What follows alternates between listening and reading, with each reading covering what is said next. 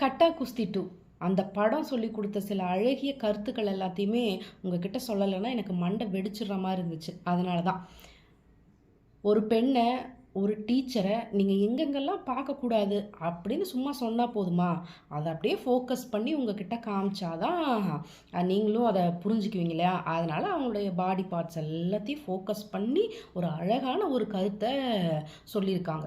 உங்கள் ஒய்ஃபுக்கும் உங்களுக்கும் சண்டை வந்துச்சுன்னு வச்சுக்கோங்களேன், உங்கள் ஒய்ஃப் பிரிஞ்சிருந்தால் நீங்கள் கவலையே பட வேண்டாம்.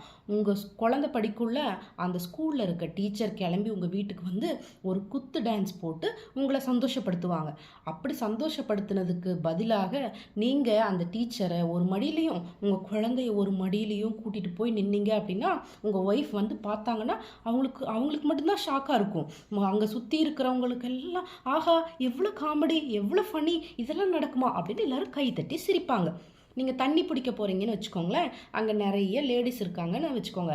அக்கா கொஞ்சம் தள்ளிக்கோங்க, ஆண்டி கொஞ்சம் தள்ளிக்கோங்கலாம் நீங்கள் சொல்லவே வேண்டாம். அவங்களோட இடுப்பை கிள்ளிட்டு நீங்கள் அப்படியே கிளம்பி குடத்தெல்லாம் உடச்சிட்டு வெளியில் வந்தீங்கன்னா ஹீரோயிசம். அப்புறம் அந்த இடுப்பு எல்லாத்தையும் ஃபோக்கஸ் பண்ணாங்க அப்படின்னா அதுதான் விமன் எம்பவர்மெண்ட். பார்த்தீங்களா? விமன் எம்பவர்மெண்ட் பற்றி பேசியாச்சு, காமெடியாகவும் சொல்லியாச்சு, குடும்ப படமாகவும் இருக்குது, ஹீரோயிசமும் சொல்லியாச்சு. இதுக்கு மேலே என்ன வேணும் ஒரு படத்துக்கு சொல்லுங்கள்? நீங்களாம் கண்டிப்பாக பார்த்துருப்பீங்கல்ல?